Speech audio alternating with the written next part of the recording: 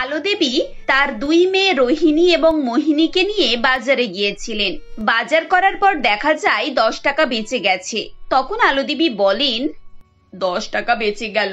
অনেকদিন ধরে ফুচকা খেতে ইচ্ছে হচ্ছিল, ভাবছি এই 10 টাকা দিয়ে ফুচকা খাবো, কিন্তু এই 10 টাকায় কি সবার ফুচকা খাওয়া হবে? মা, 10 টাকায় 5টা ফুচকা হবে। তুমি এক কাজ করো, আজকে তুমি খেয়ে নাও, আমরা পরে কোনো একদিন খাবো। এমনিতেও আমরা প্রত্যেকদিন কিছু না কিছু খাই, তুমি তো কিছুই খাও না। কি রে মোহিনী, তুইও মাকে বল।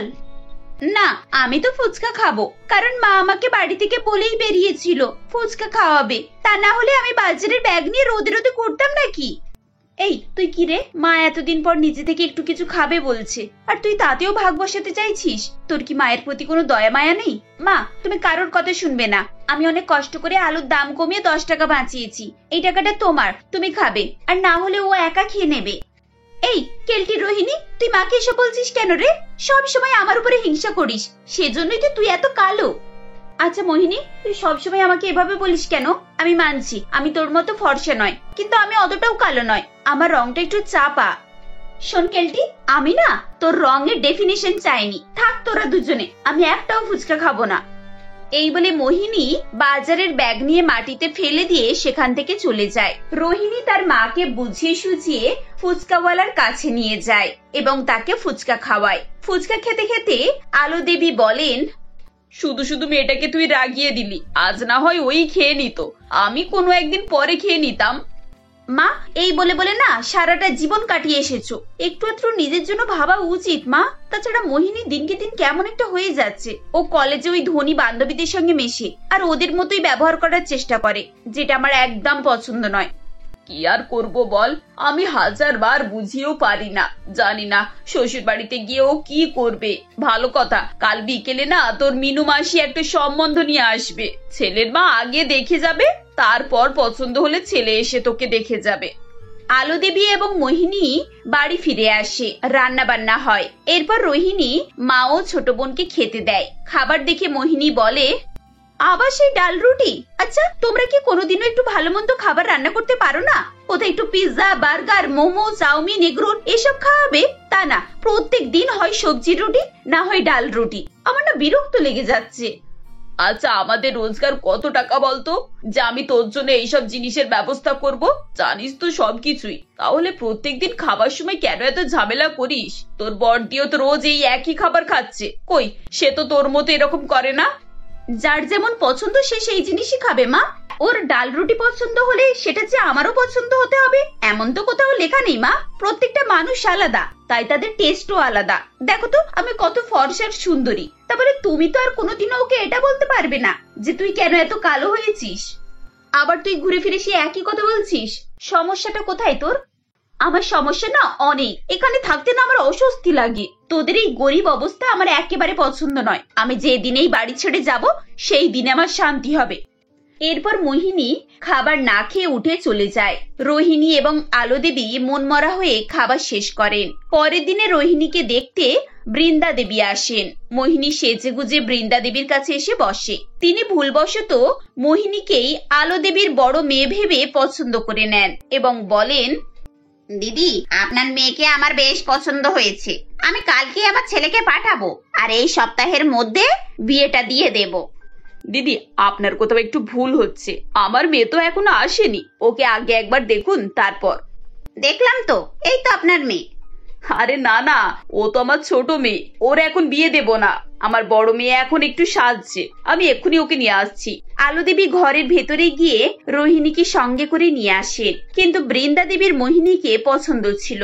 তাই তিনি বলেন, দেখুন দিদি, আপনি কিছু মনে করবেন না, কিন্তু আমি আপনার ছোট মেয়েকে প্রথম দেখেছি এবং ওকে আমার বেশ ভালো লেগেছে। তাই আমি আপনার ছোট মেয়েকে আমার বাড়ির বউ করতে চাই। আলো দেবী আর কিছুই বলতে পারে না। বৃন্দা দেবী চলে যায় এবং মোহিনী বলে, দেখলে তো মা, আমাকে কিছু করতেই হলো না। আসলে আমাকে দেখতে এতটাই অ্যাট্রাকটিভ যে কেউ পছন্দ না করে থাকতেই পারে না। কাজটা তুই কিন্তু ঠিক করলি না মোহিনী। নিজের স্বার্থের জন্য নিজের বড়দির সম্বন্ধটা ভেঙে দিলি। আমি বুঝতে পারছি না ভেবেছিস? আলো দেবীর কথা শুনে মোহিনী হাসে এবং কিছু না বলেই ঘরের ভেতরে চলে যায়। এদিকে রোহিণীর চোখে জল চলে আসে। আলো দেবী বড় মেয়ের কষ্টটা বুঝতে পারেন এবং কয়েকদিনের মধ্যেই মাধব নামে একটি গরিব ছেলের সঙ্গে রোহিণীর বিয়ে দিয়ে দেন।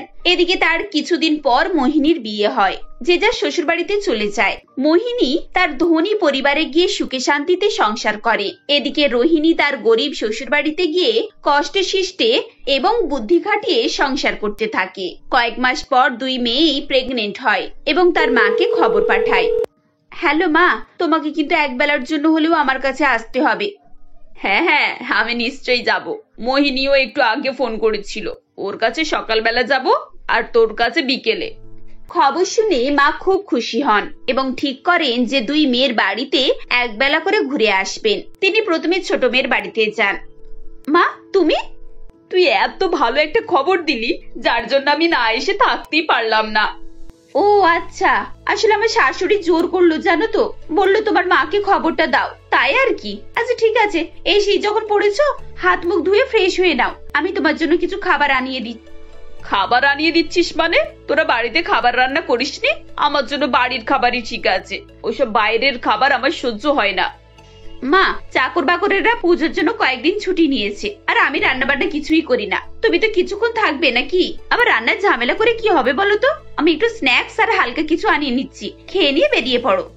মেয়ের কথা শুনে আলো দেবী মনে মনে খুব কষ্ট পান এবং তিনি বলেন, তোকে কষ্ট করে আর বাইরে থেকে খাবার আনাতে হবে না। তুই তো জানিস আমার এইসব খাবার সহ্য হয় না। তোর বাড়িতে এসে আমি এরকম আপ্যায়ন পাবো তা কিন্তু আমি আশা করিনি। দেখো মা, সারা জীবন না তুমি আমাকে অনেক কথা শুনিয়েছো, এমনকি বিয়ের দিন পর্যন্ত আমার উপরে খুশি ছিলে না। এখন আমি শ্বশুর বাড়িতে এসেছি, এখানে তুমি আমাকে এভাবে কথা শোনাচ্ছ? তোমার যদি এখানে না পোষায় তুমি আসতে পারো। মেয়ের কথা শুনে আলো দেবীর চোখে জল চলে আসে, কিন্তু তিনি তাও তাকে আশীর্বাদ দিয়ে সেখান থেকে চলে আসেন। বড় মেয়ের ঘরে আসতেই রোহিণী এসে তাকে জড়িয়ে ধরে এবং বলে, মা, তোমাকে কতদিন পর দেখলাম, জানো আমি তোমাকে কত মিস করেছি। এসো আগে হাত মুখ ধুয়ে নাও, তারপর গল্প করব।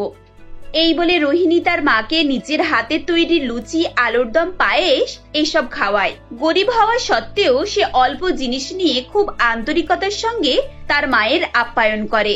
এসব দেখে আলো দেবীর চোখে জল চলে আসে এবং তিনি তার বড় মেয়েকে অনেক আশীর্বাদ করেন।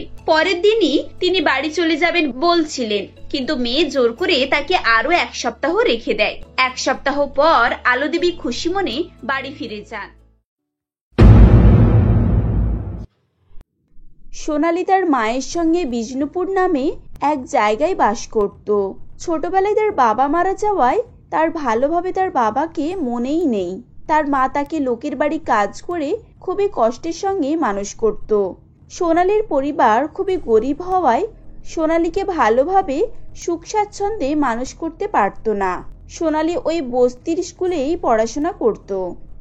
একদিন সোনালী স্কুল যাওয়ার সময় সোনালীর মা বলে, মা সোনালী, আমি কালকে নন্দিতা কাকিমার বাড়িতে কাজ করতে গিয়েছিলাম। নন্দিতা কাকিমা কিছু আটার আলু দিয়েছিল, তা দিয়ে তোমাকে আলুর পরোটা বানিয়ে দিচ্ছি, টিফিনের সময় খেয়ে নেবে কেমন? এরপর সোনালী সেখান থেকে স্কুলে চলে যায়। স্কুলে আসতে তার বন্ধু অঙ্কিতা বলে, সোনালী, আজকে আলুর পরোটা নিয়ে এসেছিস তো? তোর মায়ের হাতের আলুর পরোটা খেতে খুব ভালো লাগে। দেখ না, আমার বাড়ি থেকে আজ আমাকে পিৎজা আর বার্গার দিয়েছে। বাইরের খাবার খেতে আমাকে ভালোই লাগে না, যেখানে তোর মা বাড়ি থেকে হাতের খাবার তৈরি করে দেয় আর আমাকে প্রতিদিন বাইরে টিফিন কিনে দেয়। তোর ঘরের হাতের তৈরি খাবার খেতে যখন ভালো লাগে তাহলে আমার টিফিনটা খাবি কেমন? এই বলে তারা ক্লাসে চলে যায়। অঙ্কিতা ছিল বড়লোক বাবার একমাত্র মেয়ে। সে বড়লোক হলেও তার মধ্যে কোনো অহংকার ছিল না। অঙ্কিতা জানে সোনালীরা খুবই গরিব, তার সত্ত্বেও সোনালী অঙ্কিতার বেস্ট ফ্রেন্ড ছিল। কিছুদিন পর অঙ্কিতা একদিন স্কুলে গিয়ে দেখে আজও সোনালী স্কুলে আসেনি। এই দেখি সে মনে মনে বলে, সোনালীর কিছু হয়েছে নাকি? কদিন থেকে দেখছি ও স্কুলে আসছে না। আজ বিকালে স্কুল থেকে ফেরার সময় সোনালীদের বাড়ি দেখা করতে যাব। সেদিন স্কুল শেষ হয়ে যাওয়ার পর অঙ্কিতা সোনালীদের বাড়ি গিয়ে দেখে সোনালী তার মায়ের মাথায় জলপট্টি দিচ্ছে। এই দেখে অঙ্কিতা সোনালীকে বলে, এই সোনালী, তুই আর স্কুলে আসছিস না কেন রে? তুই জানিস না তুই জানিস না এতদিন স্কুল ছুটি করলে স্যার তোকে বকবে। তাছাড়া আগামীকাল থেকে আমাদের এক্সাম শুরু হবে। তোর এতদিন ছুটির জন্য স্যার হয়তো তোকে পরীক্ষায় বসতে দেবে না। আর কাকিমার কি হয়েছে? তুই এভাবে কাকিমার জলপট্টি দিচ্ছিস কেন? মায়ের খুব শরীর খারাপ রে, তাই জন্যই তো কয়েকদিন থেকে স্কুলে যেতে পারছি না। মায়ের খুব জ্বর, মা খুব অসুস্থ হয়ে পড়েছিল। ডাক্তার দেখে কিছু ওষুধ লিখে দিয়েছে, সেগুলো নিয়মিত খাওয়াতে বলেছে। এখন কেমন আছে তাহলে? আগের থেকে অনেক সুস্থ হয়ে গিয়েছে। যাক, তাহলে কাকিমা এখন সুস্থ আছে শুনে খুবই ভালো লাগলো। কাকিমা তাড়াতাড়ি সুস্থ হয়ে উঠুক, কেননা কাকিমার হাতের আলু পরোটা খুব মিস করছি। মা অসুস্থ হয়েছে তো কি হয়েছে, তুই একটু বস, আমি তোর জন্য আলুর পরোটা বানিয়ে দিচ্ছি। কিভাবে আলুর পরোটা বানাতে হয় মা আমাকে শিখিয়ে দিয়েছে, খেয়ে দেখবি মায়ের হাতের আর আমার হাতের একই স্বাদ। এই বলে সোনালি রান্নাঘরে চলে যায় আলুর পরোটা বানানোর জন্য। বেশ কিছুক্ষণ পর সোনালি হাতে করে আলুর পরোটা নিয়ে এসে অঙ্কিতাকে দেয়। অঙ্কিতা আলুর পরোটা খেতে খেতে বলে, খুব সুন্দর হয়েছে রে, একেবারে কাকিমার হাতের মতো। সত্যি তুই একেবারে কাকিমার মতো আলুর পরোটা তৈরি করেছিস। এবার থেকে আমার জন্য স্কুলে প্রত্যেক দিন একটা করে আলুর পরোটা নিয়ে যাবি। ওদিকে অঙ্কিতার মা মাম্পি দেবী স্কুল ছুটি হওয়ায় অঙ্কিতার বাড়ি আসতে দেরি হচ্ছে দেখে অঙ্কিতাকে খুঁজতে বেরিয়ে পড়ে। এমন সময় রাস্তায় অঙ্কিতার ক্লাসমেট রাজু নামের এক ছেলের সঙ্গে কথা বলে জানতে পারে যে অঙ্কিতা সোনালীদের বাড়ি গিয়েছে। এই শুনে মাম্পি দেবী সোনালীদের বাড়ি গিয়ে দেখে অঙ্কিতা খেতে খেতে সোনালীর সঙ্গে বসে বসে গল্প করছে। এই দেখে মাম্পি দেবী বলে, অঙ্কিতা, তুমি স্কুল ছুটির পর বাড়ি না গিয়ে এখানে এসেছো, তার উপরে তুমি এসব কি খাচ্ছ? জানো না গরিবরা বড় লোকদের উপরে হিংসা করে। তোমায় যদি এখন কিছু উল্টোপাল্টা খাইয়ে দেয় তখন তোমার শরীর খারাপ হয়ে যাবে। এটা কখনোই কারোর ভালো চায় না। চলো আমার সঙ্গে এখান থেকে। এই বলে মাম্পি দেবী অঙ্কিতাকে হাত ধরে টেনে সেখান থেকে নিয়ে চলে যায়। কয়েক বছর পর অঙ্কিতা ও সোনালী স্কুল কমপ্লিট হয়ে যায়। অঙ্কিতা স্কুল কমপ্লিট হয়ে যাওয়ায় অঙ্কিতার বাবা মা অঙ্কিতাকে বিদেশের কলেজে ভর্তি করে দেয়। এই শুনে অঙ্কিতা তার বন্ধু সোনালীর সঙ্গে দেখা করে চলে যায়। অঙ্কিতা বিদেশে চলে যাওয়ার কিছুদিন পর সোনালী বিজয় নামের এক ছেলের সঙ্গে বিয়ে হয়ে যায়। বিজয় আগে তার মা লাবণী দেবীর সঙ্গেই থাকতো।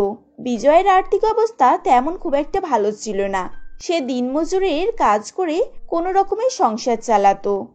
সোনালী তাদের বাড়ির বউ হয়ে আসায় বিজয়ের সংসার খরচ বলতে গেলে একটু বেড়েই গিয়েছিল। একদিন সকালে সোনালীর রান্নাঘরে গিয়ে দেখে রান্নার কোনো সবজিই নেই। তাই দেখে ললিতা দেবীর কাছে গিয়ে বলে, মা, আজকে কি রান্না করব? রান্নাঘরে তো রান্না করার মতো কোনো সবজিই নেই, আর বিজয়ও কাজে চলে গেছে। এখন কারোর হাতে কিছু বাজার আনতে দিলে ভালো হয়, না হলে আজকে রান্নাই হবে না। টাকা কি গাছে বলে নাকি হুট করে কারোর হাতে কিছু আনতে দেব? সে 7কে 17 করে নিয়ে আসবে, আর নতুন বউ হয়ে আসার সঙ্গে সঙ্গে ঘরে সবজি নেই, বাজার নেই বলে অভিযোগ আরম্ভ করে দিয়েছো। তুমি গরিব ঘরের বউ হয়ে এসেছো, বড়লোক ঘরের বউ নয়। জানো না গরিবের ঘরে না থাকলেও সবকিছু ম্যানেজ করে রান্না করতে হয়। যাও রান্নাঘরে গিয়ে কিছু আলু আছে, আজকে আলু সিদ্ধ ভাত করো। এই শুনে সোনালী মন খারাপ করে সেখান থেকে রান্নাঘরে চলে যায়। সে ললিতা দেবীর কথা মতো আলু সিদ্ধ ভাত রান্না করে। পরের দিন সকালে বিজয় বাজার থেকে কিছু চিংড়ি মাছ এনে দেয়। লাবণী দেবী সোনালীকে ডেকে ভালো করে মাছগুলোকে রান্না করতে বলে। সোনালী চিংড়ি মাছগুলোকে ভালো করে বেছে নিয়ে তেল মশলা দিয়ে রান্না করেছিল। এমনই সময় লাবণী দেবী সেখানে এসে বলে, ও কি করেছো বৌমা? অত তেল দিয়ে চিংড়ি মাছ ভাজছো? হায় ভগবান, এ কি রাক্ষসী মেয়ে আমার কপালে ফেললে! আমাকে শেষ করে ফেলবে মনে হয়। বড় লোকের নবাব বেটি এসেছে। তোমার মা কি তোমায় কাজ শিখিয়ে পাঠায়নি? না সংসারে সব রেশন তাড়াতাড়ি শেষ করে দিয়ে আমাদের পথে বসানোর মাথা মেরেছো? না মা, মাছেতে যতটা তেল লাগে আমি ততটাই দিয়েছি। কেন আমি বেশি বেশি তেল খরচ করে রেশন শেষ করতে যাব? আপনাদের কেনই বা আমি পথে বসাতে যাব? এই সংসারটা তো আমারও সংসার মা। ছোটবেলা থেকে অল্প জিনিসকে কিভাবে ম্যানেজ করতে হয় তা আমায় আমার মা ভালো করেই শিখিয়েছে, তাই আমি অল্প তেল দিয়ে মাছ ভাজছিলাম। সে তো দেখতেই পাচ্ছি তুমি অল্প তেল দিয়ে কিভাবে মাছ ভাজছিলে। অন্যায় করতেও করবে, তার উপরে মুখে মুখে তর্ক করবে। অল্প তেলে যদি মাছ ভাজতে পারো তাহলে ভাজো, না হলে মায়ের বাড়ি চলে যাও। এরকম অলক্ষণে বউ আমার চাই না। এই বলে লাবণী দেবী তেলের বোতল নিয়ে সেখান থেকে গজগজ করতে করতে চলে যায়। সোনালি দুঃখী মনে রান্না করতে থাকে। এর কিছুক্ষণ পর পাওনাদার মোহনলাল বাবু ললিতা দেবীর বাড়িতে আসেন ও বলেন, এই যে ললিতা দেবী, স্বামী মরে গেছে তো অনেক দিন হয়ে গেল। বললেন জমি বিক্রি করে আমার সব টাকা মিটিয়ে দেবেন, তাও তো করলেন না। তার উপর বললেন ছেলে কাজ করে এক এক করে সব টাকা আমার মিটিয়ে দেবেন। এখন আপনার ছেলে 3 বছর হয়ে গেল কাজ করছে, এখনো পর্যন্ত আমার টাকা মেটালেন না। ঘরে যে কটা টাকা ছিল সবই তো আপনাকে দিয়ে দিয়েছি, এমনকি জমির দলিল আপনার কাছে বন্ধক আছে। দাদা, আপনার টাকা আমি খুব শিগগিরই মিটিয়ে দেব। এই কয়েকদিন হলো ছেলেটা বিয়ে করে নিয়ে এসেছে, আপনি আর 1 মাস সময় দিন, আমি আপনার সব টাকা মিটিয়ে দেব। আপনাকে আর বলতে হবে না। টাকাটা নেওয়ার সময় তো খুব ভালোভাবে বলেছিলেন যে আমার স্বামী এখন অসুস্থ আছে, সুস্থ হয়ে উঠুক পুরো টাকাটাই দিয়ে দেব। এখন দেখছি টাকাটা দিয়েই আমি ভুল করেছি। তাই জন্যেই বলে গরিবের ছলনা চোখের জল বোঝাই দেয়। আর 1 মাস সময় দিলাম, এর মধ্যে আমার টাকাটা দেবেন, নাহলে আমি পঞ্চায়েত বসিয়ে আপনার ঘর আমার নামে করে নেব, এই বলে গেলাম। এই বলে মোহনলাল বাবু সেখান থেকে চলে যায়। এসব শুনে ললিতা দেবী মাথায় হাত দিয়ে বসে থাকে। এমনই সময় সোনালি সেখানে এসে বলে, মা, ঘরে রান্নার মতো কিছুই নেই, কিছুক্ষণের মধ্যেই বিজয় ঘরে চলে আসবে। ও বাড়ি এলে ওকে কি খেতে দেবো আমি তাই বুঝতে পারছি না। বাড়িতে যা চাল আটা ছিল কালকেই শেষ হয়ে গিয়েছে। তুমি এক মেয়ে বটে, তোমার মা নাকি খারাপ পরিস্থিতিতে কিভাবে ম্যানেজ করতে হয় তা শিখিয়েছে, ঘোড়ার ডিম শিখিয়েছে। যখনই কোনো অসুবিধা হবে সবসময় আমাকেই বলতে আসো, কেন নিজে ম্যানেজ করে নিতে পারো না? মা, একদম কিছু না বাড়িতে থাকলে আমি কি করে ম্যানেজ করব বলুন? তাও তো আমি 2 দিন ম্যানেজ করলাম, এখন তো রান্নাঘরে সবই শেষ। আগের দিন পাশের বাড়ি থেকে চেয়ে চালিয়েছিলাম, দেওয়ার সময় উল্টোপাল্টো কথাও শুনিয়েছিল। কালকের বাসি ভাতটা আছে, ওটাই খোকা আসলে ওকে খেতে দেবে। মা, কালকের ভাতে সব পোকা ধরে গিয়েছিল, তাই তো সব ফেলে দিলাম। তাহলে এখন পরেশের দোকান থেকে ডিম আর কিছু চাল নিয়ে এসো। এরপর সোনালি বাজারে গিয়ে পরেশের দোকান থেকে চাল ও ডিম আনতে যায়। ঠিক তখনই তার রাস্তায় তার বান্ধবী অঙ্কিতার সঙ্গে ধাক্কা লেগে যায়। অঙ্কিতার সঙ্গে ধাক্কা লেগে তার হাতের সব বাজার পড়ে যায়। এই দেখে অঙ্কিতা সোনালির বাজারগুলো তুলে দিয়ে বলে, এই অঙ্কিতা, তুই এখানে? আমার তো এখানে বিয়ে হয়েছে। এরপর তারা বেশ কিছুক্ষণ গল্প করতে থাকে। তারপর অঙ্কিতা সোনালির সঙ্গে তার ঘরে যায়। সেখানে গিয়ে অঙ্কিতা সোনালিকে বলে, সোনালি, তোর হাতের আলুর পরোটা অনেকদিনই হলো খাইনি, আজকে তোর হাতের আলুর পরোটা না খেয়ে আমি যাচ্ছি না। আলুর পরোটা তো খাওয়াবই, তার আগে তোর জন্য চা বিস্কুট নিয়ে আসি। দাঁড়া, আমি এক্ষুনি নিয়ে আসছি। এই বলে সোনালি রান্নাঘরে চা বানাতে চলে যায়। এমনই সময় তার শাশুড়ি সেখানে এসে বলে, এ কি বৌমা, এত চা দুধ দিয়ে কি করছো? বাইরে ওটা কে এসেছে? সোনালি তখন তার মাকে অঙ্কিতার ব্যাপারে সব কথাই জানায়। ছোটবেলায় তারা কত ভালো বন্ধু ছিল, আর এখন দোকান থেকে আসার সময় কিভাবে তার সঙ্গে দেখা হয়। সব শোনার পর লাবণী দেবী বলে, সবই বুঝলাম, চায়ে চিনি আর দুধ কম দেবে। একদিন চা খারাপ হলে কোনো যায় আসে না, বড় লোকের মেয়ে সবসময় ভালো মন্দ খায়। লাবণী দেবী এসব কথা বলছিল, ঠিক সেই সময় অঙ্কিতা দরজার পাশ থেকে সবকিছুই কথা শুনে নেয়। কিছুক্ষণ পর সোনালি অঙ্কিতাকে চা বিস্কুটের সঙ্গে আলুর পরোটা খেতে দিলে অঙ্কিতা খেয়ে নাম করতে থাকে। এমনই সময় তার শাশুড়ি সেখানে এসে দেখে সোনালি তার বন্ধুকে আলুর পরোটা তৈরি করে দিয়েছে। তাই দেখে লাবণী দেবী রাগ করতে থাকে। তখন অঙ্কিতা বলে, ঘরে আত্মীয় এসেছে দেখছেন, সেই তখন থেকে সোনালীকে রাগ করেই যাচ্ছেন। আপনার কি প্রবলেম বলুন তো? আমার তো মনে হয় আপনার মতো খিটখিটে মানুষ আমি একটাও দেখিনি। আমি ভালো করেই জানি আমার বন্ধুর অভাবের সংসার, আর সেটা কিভাবে চালাতে হয় ও সেটা ভালো করেই জানে, কারণ আমি ছোটবেলা থেকেই দেখে আসছি। তার সত্ত্বেও আপনি ওর পিছনে খিটখিট করে যাচ্ছেন। লাবণী দেবী এসব শুনে ক্ষমা চেয়ে বলে, আমি কি করব বলুন, পরিস্থিতি আমাকে এরকম করে দিয়েছে। যখন আমার স্বামী বেঁচে ছিল তখন কোনো কিছুরই অভাব ছিল না, আর তিনি অসুস্থ হয়ে যাওয়ার পর মোহনলাল বাবুর কাছ থেকে টাকা ধার নিয়েছিলাম। সে টাকার সুদ আজ অনেক বেড়ে গেছে, তাই তার টাকা মেটানোর চেষ্টায় আস্তে আস্তে আমি এরকম পরিবর্তন হয়ে গেছি।